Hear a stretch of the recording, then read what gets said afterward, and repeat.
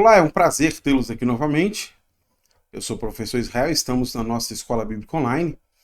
Chegamos à lição de número 3. Mas antes de iniciar, lembre-se, este conteúdo ele é produzido para te ajudar no seu estudo da Palavra de Deus.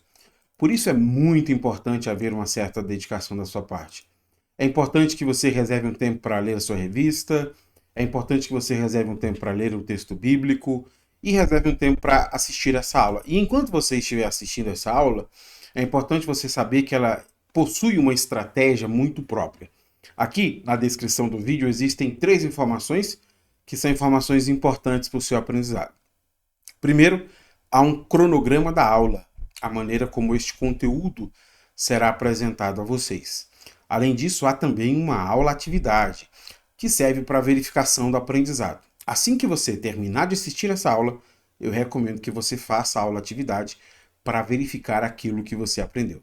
Por último, há também um fórum onde você pode deixar as suas dúvidas ou fazer os seus comentários. Tudo bem? Como falei a vocês, chegamos aqui à lição de número 2. Na lição de número 2, o título será Ordenanças para participar da ceia do Senhor.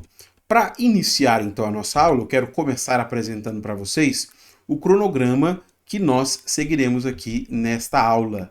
Na primeira sessão desta aula, eu quero explicar para vocês o contexto literário de 1 Coríntios capítulo 11, versículo de número 28. Por que 1 Coríntios 11, 28? Porque, segundo o comentarista, esse é o nosso texto áureo, o texto mais importante da lição. Então, na primeira sessão, eu explico o contexto literário do nosso texto áureo, tudo bem? Na segunda sessão desta aula, eu quero então explicar para vocês o versículo de número 27 até o versículo de número 32. E por último, na terceira sessão, eu encerro a aula fazendo algumas aplicações. Como falei aqui na descrição do vídeo, você vai encontrar todas essas informações para que você consiga perceber a maneira como o conteúdo está sendo apresentado e poder aprender aquilo que está sendo aqui ensinado. Tudo bem? Bom, começando a primeira sessão, eu quero explicar para vocês o contexto literário de 1 Coríntios 11, 28. Para entendermos o contexto literário de 1 Coríntios 11, 28, que é o nosso texto áureo, eu quero ler 2 versículos e depois de ler esses 2 versículos, eu quero que você tente me dizer qual é a diferença que há entre esses 2 textos. 1 Coríntios 11 é o texto que nós vamos ler, versículo 2 e versículo de número 17. Eu os elogio porque vocês sempre têm se lembrado de mim e têm seguido os ensinamentos que lhes transmiti. Versículo 17. Nas instruções a seguir, porém, não posso elogiá-los, pois quando vocês se reúnem, fazem mais mal que bem. Você consegue distinguir a diferença que há entre o versículo 2 e o versículo 17? Sabe o que aparece de comum nesses 2 versículos e de diferente ao mesmo tempo? É que aqui, versículo 2, Paulo elogia a igreja porque eles têm imitado a conduta de Paulo. E no versículo de número 17, Paulo diz que não pode elogiar a igreja, não posso elogiá-los por causa das reuniões que eles têm feito como comunidade. Paulo está se referindo à liturgia, ao culto que eles participam, que são cultos que ao invés de causarem bem, têm produzido mal à fé. Mas o que é que tem acontecido nessas reuniões deles que tem causado mal à igreja? Veja comigo este comentário importante, ele nos ajuda a compreender essa questão. Gardner diz assim: mesmo na ceia do Senhor, a igreja está testemunhando os resultados horrendos de um elitismo arrogante. Então nós temos o problema do elitismo. Nesta ocasião, as divisões aparecem ao longo de linhas socioeconômicas. Então é um elitismo relacionado a questões financeiras, de quem tem e de quem não tem condição financeira, com os membros mais pobres sendo excluídos de parte da refeição. Tem havido uma elitização entre os irmãos da igreja que acaba refletindo nas refeições antes da ceia. Antes de celebrar a ceia, eles faziam refeições, e o que nós vamos descobrir é que nessas refeições havia um certo elitismo. A maneira como as refeições estão sendo praticadas na vida daquela comunidade, elas destacam diferenças sociais e destacam distâncias que não deveriam existir entre aquelas pessoas. Por causa disso, essas reuniões têm feito mal à saúde da igreja. Por isso que Paulo fala que essas são reuniões não sadias, né? Que é o problema de refeições que causam problemas sociais e que acabam então envergonhando os pobres. É exatamente sobre isso que eu quero explicar para vocês, versículo 17 até o versículo 34, Paulo falando sobre a conduta que eles devem ter quando forem participar da ceia do Senhor, não praticando mais isso que eles têm praticado. Tudo bem? Mas antes, eu quero apresentar para vocês a maneira como Paulo constrói este argumento, antes de irmos à segunda sessão, onde eu pretendo explicar esse texto. Paulo começa no versículo 17 até o versículo 22, reprovando a atitude e o comportamento da igreja na ceia do Senhor. Quando está escrito na ceia do Senhor, é importante você lembrar, ter claro aqui, que diz respeito a uma refeição que eles faziam antes da ceia. Isso é uma prática cultural da cidade. Então, antes da celebração da ceia, eles tinham uma refeição, e é ali que Paulo vai reprovar. Segundo, versículo 23 até o versículo 26, Paulo recorda as orientações que ele havia transmitido para eles sobre a ceia. E terceiro, Paulo instrui sobre como participar da refeição sem correr risco do juízo de Deus. Então veja que é assim que está organizado o argumento de Paulo, do versículo 17 até o versículo 34. Ele vai desenvolver todo este argumento sobre como essas reuniões têm feito mal, a questão das refeições antes da ceia, o que de fato é a ceia e as instruções sobre o que eles devem parar de praticar e como praticar uma ceia que seja digna diante do Senhor. Bom, por uma questão de tempo, é claro, nós ficaremos apenas com esta parte, que é o texto que eu pretendo explicar para vocês na segunda sessão. Paulo instrui sobre como participar da refeição sem correr o risco do juízo divino. Tudo bem? É essa a parte que nós veremos na segunda sessão desta aula. Começando então a segunda sessão, como eu acabei de falar, eu quero então explicar para vocês 1 Coríntios capítulo de número 11, versículo de número 27 até o versículo de número 32. Como falei, nós temos todo este argumento de Paulo, mas nessa aula, pegando o nosso texto base, que é o versículo 28, eu quero então explicar essa parte onde Paulo fala sobre a disciplina de Deus por causa da desonra que eles têm praticado durante a ceia. E para isso eu começo explicando para vocês o versículo de número 27.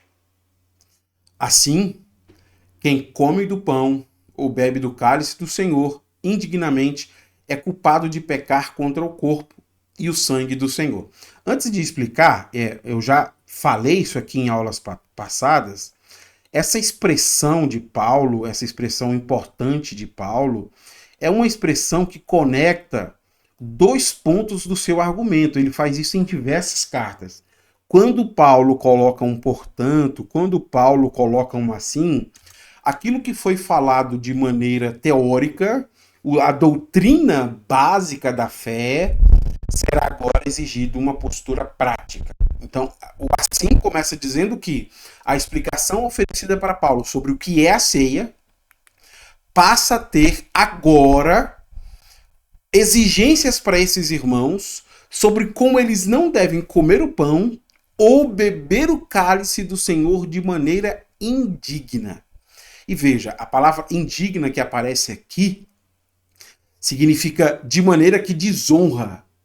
Ou seja, a maneira como eles estão participando da ceia está fazendo desonra a Cristo. Se esses irmãos tomarem a ceia do Senhor ou continuarem tomando de maneira indigna, Paulo diz que eles serão culpados pela morte de Cristo. É preciso deixar claro aqui que o indigno não é a pessoa. O indigno é a maneira como eles estão tomando a ceia do Senhor. Existe uma maneira correta de se reunir para tomar a ceia, e no caso daqueles irmãos, eles não estão praticando a maneira correta, mas a maneira errada. Ao se sentarem para tomar a ceia do Senhor de maneira errada, eles estão sendo considerados por Paulo como culpados. Porque a palavra culpado aqui significa que, diante de Deus, eles serão responsabilizados por cometer este crime. Então perceba que aqui nós temos duas palavras que são palavras importantes, né? A primeira palavra diz respeito a tomar a ceia de maneira indigna, e a segunda palavra significa ser culpado de tomar a ceia de maneira indigna. Então eles vão ser responsabilizados por cometer este crime de estar tomando a ceia de maneira errada. Mas qual é o crime que eles estão cometendo? Qual é o erro que eles têm praticado na celebração da ceia? Paulo explicou isso lá no versículo 21 até o versículo de número 22. Como não é objeto do nosso estudo hoje, eu quero apenas ler aqui, fazer um breve comentário, para a gente entender qual é o crime que eles têm cometido, e você vai entender que o crime está relacionado à refeição que se fazia antes da ceia. Tudo bem? Veja comigo então. Quando vocês se reúnem, não estão interessados de fato na ceia do Senhor. Alguns de vocês se apressam em comer a própria refeição. Como resultado, alguns passam fome, enquanto outros ficam embriagados. Será que vocês não têm casa onde comer e beber? Ou querem mesmo envergonhar a igreja de Deus e humilhar os pobres? Que devo dizer? Querem que eu os elogie? Veja mais uma vez a palavra elogio, né, que Paulo começou este capítulo. Certamente não os elogiarei por isso. Por essas palavras fica claro que o crime que eles estão cometendo está relacionado a uma refeição que era servida antes da ceia. Quando eles estão ali reunidos como uma comunidade de fé, ao invés de partilharem a comida entre si, os ricos não estavam partilhando. Eles comiam a refeição antes da ceia sem se importar com a fome dos pobres. Ao ponto que Paulo faz questão de dizer que alguns ficam embriagados, enquanto outros ficam com fome. Ao fazerem isso, esses irmãos da igreja perderam completamente o propósito estabelecido por Deus para as refeições comunitárias. Partir o pão e comer junto tem um propósito bíblico no Novo Testamento e eles perderam completamente este propósito. A refeição que deveria celebrar a unidade da igreja, a refeição que deveria celebrar o perdão recebido por essas pessoas do Senhor, essas refeições estão servindo apenas para envergonhar os pobres. Estão apenas servindo para desonrar a Cristo, para envergonhar a igreja.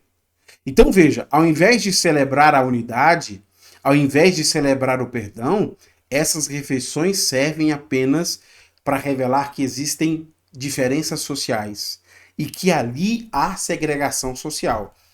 Pobres ficam com fome, ricos comem e bebem até se embriagar antes da celebração da ceia do Senhor.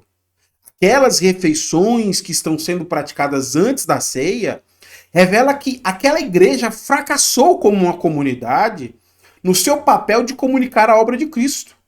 Esse é o crime que está sendo cometido por aqueles irmãos. A maneira como eles participam da ceia do Senhor é vergonhoso. E aí no versículo de número 28, Paulo vai dar orientações sobre como eles podem resolver este problema. Veja comigo. Portanto, examinem-se antes de comer o pão e beber o cálice. Como uma pessoa que tem cometido o crime de tomar indignamente a ceia do Senhor pode parar de tomar indignamente a ceia e começar a tomar a ceia de maneira digna? Isso é importante de reparar no texto. Examinando-os, fazendo autoexame. Mas o que significa examinar a si mesmo? Porque como nós celebramos a ceia mensalmente, todos os meses nós dizemos isso, né? Cada um examine a si mesmo. Ali a gente tem um momento de oração, de confissão, para as pessoas refletirem sobre a sua conduta, sobre a sua postura e examinar isso que está sendo dito, que é importante ser examinado. Mas será que as pessoas sabem o que significa examinar a si mesmo? E aí eu queria ler com vocês uma explicação que eu acho que é fundamental para a gente compreender o que é este exame. Paulo exorta ao autoexame para evitar o julgamento de Deus. No entanto, devemos entender que há mais em jogo aqui do que simplesmente um pedido apostólico por alguma cristianizada, moderna, de psicoanálise individualizada. Interessante isso, né? Isso aqui é interessante porque, na maioria das vezes, nós pensamos que examinar a si mesmo é isso. É fazer uma psicoanálise individualizada, assim, num olhar mais cristão, né? Vamos seguir a leitura. O chamado é para participar de uma refeição de aliança, reconhecendo plenamente que somos pecadores, que precisavam de Cristo, que Cristo morresse por nós e que, em sua morte e ressurreição, Cristo nos trouxe para a comunhão de sua igreja. Fazer autoexame em Paulo não significa simplesmente fazer um exame psicológico de si, algo como perguntas que você faz para si mesmo e tentar responder essas perguntas de maneira honesta. E aí, você fez coisas boas? Você agiu de maneira correta? Às vezes é essa compreensão que nós temos do que significa examinar. O autoexame aqui significa reconhecer a minha própria condição antes de ter sido salvo por Cristo. Ao reconhecer a minha própria condição, eu me deparo naquela refeição que está sendo feita antes da ceia do Senhor com outras pessoas que estão na mesma condição que eu. Elas também foram salvas por Cristo. Todos esses que estão aqui à mesa celebram a obra salvadora de Cristo nas nossas vidas. Por isso que a refeição antes da ceia é uma celebração. Porque antes de tomarmos o corpo e o sangue de Cristo, nós nos vemos como iguais, como pecadores que foram redimidos, como pessoas que estavam condenadas pelas suas transgressões, mas por causa de Cristo Jesus fomos salvos. E agora nós estamos nos olhando como iguais, pessoas que alcançaram a salvação em Cristo Jesus. E aí não há distinção social. Todos nós somos salvos por Cristo. Não há mérito. Todos nós fomos salvos pela graça de Cristo. Não há pessoas melhores diante da mesa. Diante da obra de Cristo, nós lembramos da nossa igualdade. Éramos todos pecadores destinados à condenação eterna. Mas agora, comendo o pão e bebendo o cálice, nós somos lembrados que a obra de Cristo nos fez filhos de Deus. Por isso que aquela refeição é tão importante. Porque eles estão celebrando juntos o que Cristo fez por nós. A maneira como nós estamos ali reunidos, comendo juntos, dá testemunho da obra de Cristo. Honra o nome de Cristo. Porque fala desta obra que me alcançou, que lhe alcançou, que alcançou esta comunidade de salvos em Cristo. É este exato sentimento que Paulo vai evocar no versículo 28 e 29. Nós devemos então tomar a ceia para honrar a Cristo. Portanto, examine-se antes de comer o pão e beber o cálice. Pois se comem do pão ou bebem do cálice sem honrar o corpo de Cristo, comem e bebem julgamento contra si mesmo. Paulo diz que eles devem participar da refeição da ceia do Senhor buscando honrar o corpo de Cristo, lembrando o que Cristo fez por eles. Agora, quando esses irmãos decidiram desprezar os pobres na refeição da ceia, automaticamente eles estão desonrando o corpo de Cristo. Porque aquelas pessoas deixaram de ser iguais diante de Cristo. A maneira como eles estão participando das refeições faz parecer que alguns ali são socialmente melhores. Alguns são mais merecedores do que outros. Eles não se viram mais como um grupo de iguais que foram igualmente redimidos e que deve haver entre eles tudo em comum. Eles impuseram suas diferenças sociais diante da obra de Cristo. Isso aconteceu por um motivo muito específico. Aqueles irmãos não conseguem distinguir a refeição que era feita na ceia do Senhor de uma refeição que era feita em sua casa. A ceia do Senhor não é apenas uma refeição qualquer. Realmente pode ser que hajam questões sociais latentes nas refeições que são feitas entre os ricos e os pobres. Os ricos têm certo cardápio, têm certas pessoas que participam, os pobres têm outros diferentes. Talvez socialmente isso aconteça, mas ali, diante da obra de Cristo, essas diferenças sociais não deveriam existir. A refeição que é feita antes da ceia do Senhor possui uma natureza diferente de outras refeições. Eu não estou comendo com pessoas importantes e o peso nem está na refeição. O importante desta refeição é esta celebração desta comunidade redimida. Exatamente por eles não conseguirem fazer distinção entre uma refeição que eles faziam em casa e a refeição que eles faziam na comunidade da fé, eles estão desonrando a Cristo. E por estarem desonrando a Cristo, aquelas pessoas vão experimentar a disciplina do Senhor contra elas. É sobre isso que Paulo vai falar no versículo 30. O julgamento que haverá por falta de discernimento desses irmãos. Leia comigo. Por isso muitos de vocês estão fracos e doentes, e alguns até adormeceram. O que é que está fazendo na igreja de Corinto? O que é que Deus está fazendo na igreja de Corinto? Deus está trazendo julgamento pelos crimes cometidos por essas pessoas. Paulo diz que muitos irmãos estão ficando doentes e outros irmãos estão até dormindo. O sentido de dormir aqui não é cochilar, é morrer mesmo. E por que alguns irmãos estão ficando doentes e outros estão morrendo? Por falta de exame.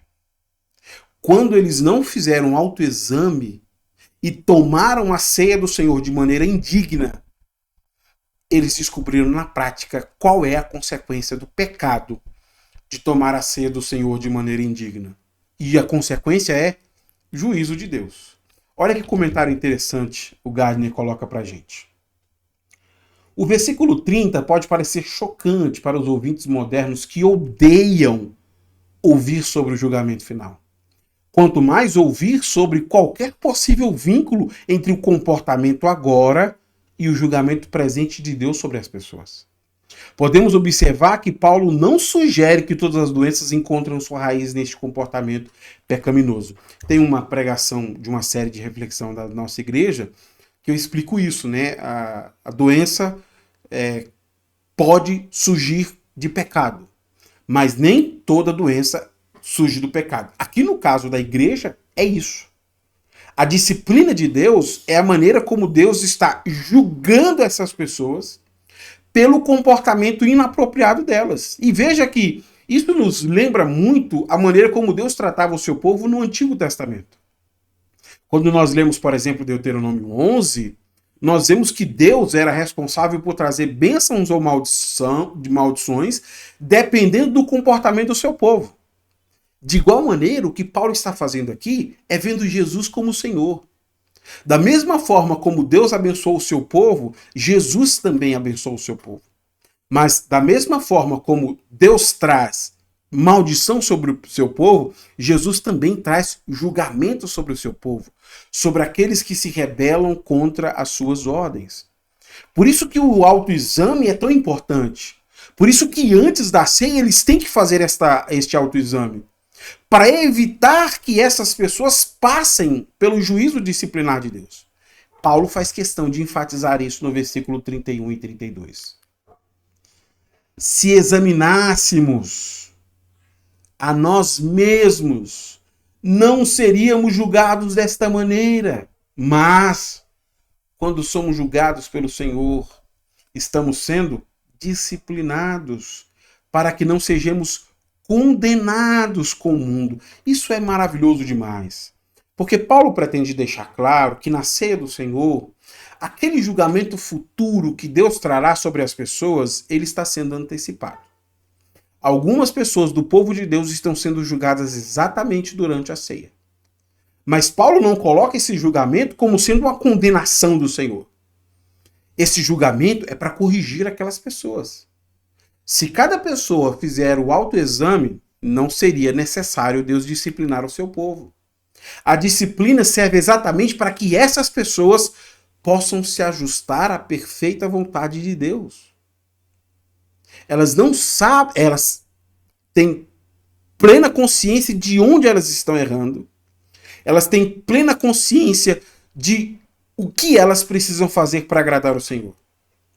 E elas só sabem disso porque Deus as está disciplinando agora. Se Deus não as disciplinasse agora, se Deus deixasse para fazer isso no juízo final, Paulo diz que eles seriam condenados. Olha que interessante. Se eles não fossem disciplinados agora, no juízo final, eles seriam condenados.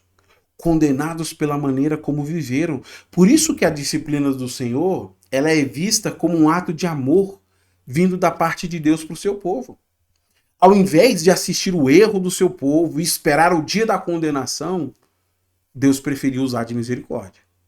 E aí ele disciplina essas pessoas para que essas pessoas possam corrigir as suas atitudes ainda em vida antes do julgamento final. Deus mesmo está determinado em capacitar essas pessoas a crescerem e se tornarem maduras espiritualmente para viverem a vida adequada que Deus tem para elas. A disciplina, então, é projetada com este propósito: poupar essas pessoas do julgamento futuro, para que elas não sejam condenadas. Nós compreendemos o erro da igreja na celebração da ceia do Senhor e vimos como a celebração deve ser feita de maneira apropriada. Partindo para a terceira sessão, eu encerro essa aula fazendo algumas aplicações. Lembre-se, aqui na descrição do vídeo estão todas estas sessões para que você possa acompanhá-las de maneira separada. Primeira aplicação: o culto não é espaço para ostentação pessoal. As pessoas que ostentavam na ceia do Senhor não se sentiam constrangidas de ver o pobre com fome. E não se sentiam ao ponto de alguns ficarem embriagados. E como eles desvirtuaram o propósito da refeição cristã, o juízo divino veio sobre eles. E isso é um ponto importante para nós considerarmos. Se nós não julgarmos as nossas motivações, um dia, perante o juízo final, elas serão julgadas. O culto não serve para sua ostentação pessoal, para que você pretenda envergonhar ninguém por questões sociais. Deus sabe as motivações que nós temos quando participamos da liturgia. E pode ser que você esteja fazendo algo que é inapropriado. Por isso, examine as suas motivações. Examine a sua vida. Segunda aplicação: igrejas podem revelar seu fracasso pessoal na maneira como praticam as ordenanças bíblicas. Veja, o problema da igreja de Corinto não era a ceia. O problema da igreja de Corinto não são as refeições antes da ceia. O problema é a ausência do amor comunitário. Aquelas pessoas estão fazendo a coisa certa de maneira errada. Isso também pode ser um problema para a gente hoje. Quando nós praticamos uma ordenança bíblica, mas esta ordenança está apenas servindo para segregar os nossos irmãos, nós estamos revelando o nosso próprio fracasso como comunidade da fé. Porque ao invés de honrar a Cristo, nós estamos desonrando a Cristo, envergonhando a igreja, envergonhando os pobres. A igreja precisa avaliar a maneira como tem praticado as suas ordenanças. Porque se essas ordenanças não estão edificando a igreja, se essas ordenanças não estão honrando a Cristo, nós estamos fracassando na missão que Deus nos deu, de testemunhar a obra de Cristo. Igrejas revelam o seu fracasso quando essas ordenanças, ao invés de causarem bem, fazem mal. E veja, nós estamos falando da ceia do Senhor. Fazer a coisa certa da maneira errada pode acabar causando isso. Terceira aplicação: Cristãos precisam saber distinguir entre atividades privadas e religiosas. Uma coisa é a maneira como nós nos alimentamos em nossa casa, na privacidade da nossa família. Outra coisa muito diferente é a alimentação proposta para a comunidade. O crime da igreja de Corinto começou quando eles não conseguiram distinguir a refeição comunitária da refeição familiar. Porque na refeição familiar eu posso agir de maneira familiar, mas na refeição comunitária não. Na refeição familiar eu posso chamar quem eu quiser para comer comigo à mesa, mas na refeição comunitária não. E eu não posso confundir essas duas refeições como se elas fossem apenas comida. E me parece que, de certa maneira, nós estamos tratando as refeições com uma certa descaso. Crente gosta de comer mesmo, só fala de comida, vamos abolir esses negócios. Perdemos o propósito da alimentação e da refeição que é feita em nossas liturgias. E nós não deveríamos perder. Essas refeições têm um propósito muito específico e a igreja as praticava. E nós também as devemos praticar. Mas nós não devemos praticar como fazemos em nossa casa. Em nossa casa a gente pode pessoalizar as coisas. Em nossa casa nós podemos preferir e escolher as coisas. Mas na refeição comunitária nós precisamos ter tudo em comum. É o nosso pão. É o nosso alimento. E a comunidade está reunida celebrando esta unidade. A igreja precisa ter muito cuidado se ela não consegue distinguir atividades religiosas de atividades privadas. Quando isso acontece, quando nós não conseguimos distinguir o corpo de Cristo, nós vamos desonrar o próprio Cristo. Quarta aplicação. A disciplina de Deus é uma maneira como ele nos julga por comportamentos inapropriados. Veja que interessante isso, porque nós reconhecemos que pode haver de nossa parte um desvio de comportamento que não é coerente com a vida de fé. Se ali na ceia todos nós somos iguais, porque todos fomos redimidos pela mesma obra de Cristo, ninguém deve se sentir melhor do que o outro. Se alguém está se sentindo, isso é um desvio de comportamento. Isso é uma atitude inapropriada. E a disciplina de Deus serve exatamente para nos mostrar isso. Olha, não é essa atitude que Deus espera de você. A disciplina, portanto, tem um aspecto importante e mais à frente, em uma aplicação específica, eu quero retomar esse ponto. Porque a disciplina é a maneira como Deus julga o nosso comportamento e diz que este comportamento é inapropriado. Quinta aplicação. O autojulgamento pode poupar uma pessoa do juízo disciplinar de Deus. O que é este autojulgamento? Isso tem a ver com esse discernimento que a pessoa precisa ter sobre os desvios que nós vamos cometendo antes de celebrar a ceia do Senhor. Cada pessoa precisa julgar as suas próprias ações e ver se as suas ações prejudicam a igreja. E ver se as suas ações desonram a Cristo. Porque se nós não examinamos a nossa vida, se nós não julgamos a nós mesmos, nós vamos ser julgados por Deus. Caso você não faça autorreflexão, autojulgamento, o que estará reservado para você é o juízo disciplinar de Deus. Se você não quer experimentar o juízo disciplinar de Deus, reflita sobre quem é você diante daquela comunidade. Quem são essas pessoas que estão diante de você? Como o relacionamento seu com essas pessoas honra o senhorio de Cristo? É você que precisa analisar isso. Quando nós nos vemos como indivíduos desconectados da comunidade, quando nós não nos preocupamos com a desonra do nome de Cristo na maneira como nós nos relacionamos com os nossos irmãos, o que está nos esperando é disciplina. E aqui eu faço a sexta aplicação. A disciplina do Senhor é pedagógica. Aquelas pessoas que deixaram de fazer autoexame, Deus julgou elas e disciplinou elas para corrigir esse desvio comportamental. Nesse sentido, a disciplina de Deus sempre vai servir ao povo do Senhor para corrigir os rumos que essas pessoas estão dando à sua vida. Para corrigir os rumos que essas pessoas estão tomando. A disciplina do Senhor, portanto, sempre tem propósito de nos fazer voltar a obedecer ao Senhor e de viver de maneira digna diante do Senhor. A disciplina é a maneira como Deus nos capacita e como Deus nos torna pessoas maduras espiritualmente para vivermos a chamada cristã, a chamada para a vida cristã. E aqui eu queria ler um texto, que é um texto interessante de Hebreus, onde fala sobre essa disciplina do Senhor. Hebreus 12, versículo de número 5. Acaso vocês se esqueceram das palavras de ânimo, são palavras de ânimo, que Deus lhes dirigiu como filhos dele?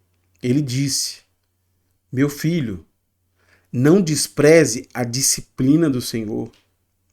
Não desanime quando ele o corrigir, pois o Senhor disciplina quem ele ama e castiga todo aquele que aceita como filho. Isso é um ponto importante, porque aqui nós descobrimos que se nós estamos sendo disciplinados por Deus, é porque nós não estamos agindo de maneira apropriada. Se nós tivéssemos examinado a nossa vida, se tivéssemos feito autoexame, não seria necessário chegar a este ponto. Quando deixamos de examinar a nossa vida, examinar o que Cristo fez por nós, a nossa própria condição, o que aconteceu foi que foi necessário Deus intervir sobre a nossa vida porque nos ama. Porque se Deus não intervisse, nós teríamos que esperar o dia final do julgamento e seríamos condenados. Mas quando Deus interviu em nossa história, nos disciplinou, então ele nos colocou no caminho certo para que a gente tome a atitude certa e não seja condenado no dia do juízo final. Sétima aplicação e última para nós encerrarmos. Quando a ceia do Senhor não é um anúncio da morte do Senhor, ela deixa de edificar. Sobre a maneira como eles estavam participando da ceia, Paulo diz que não poderia elogiá-los. Porque as reuniões deles, ao invés de fazerem bem, estavam fazendo mal. Eu expliquei na aula de hoje como a ceia pode se tornar uma prática que desonra a Cristo. Nessa aplicação de maneira mais específica, eu quero apontar para vocês como participar da ceia de maneira a honrar a Cristo. Porque é isso que nós precisamos. A ceia como um anúncio da morte do Senhor. Como participar da ceia de maneira que Cristo se sinta honrado? E aqui eu queria ler com vocês o versículo 26, porque talvez ele é um dos versículos mais maravilhosos sobre a consciência que nós precisamos ter quando participamos da ceia. Porque cada vez que vocês comem deste pão e bebem deste cálice, anunciam a morte do Senhor até que ele venha. É isso que é tomar a ceia de maneira digna. É anunciar o que Cristo fez por nós. Anunciar a obra de Cristo. Anunciar o amor de Cristo, a misericórdia de Cristo para todas essas pessoas que estão aqui reunidas como comunidade de salvos. Cada vez que nós comemos do pão e bebemos do cálice, nós estamos pregando a morte do Senhor. Nós estamos dizendo que Ele nos salvou. Nós estamos proclamando o Evangelho. Por isso que a ceia é algo tão essencial à prática cristã. Porque ela diz sobre uma comunidade de redimidos que celebram a obra que lhes foi feita em Cristo Jesus. A igreja precisa avaliar a maneira como tem participado da ceia. Nós não podemos fazer da ceia uma segregação. Nós não podemos fazer da ceia uma divisão em classes sociais. A ceia precisa ser este momento que uma comunidade de redimidos celebra a unidade e celebra aquilo que Cristo fez por todos nós. Espero que esta aula tenha lhe ajudado. Se o nosso bondoso Deus nos permitir, nós nos encontramos aqui na semana que vem para seguirmos com o nosso estudo. Até lá então.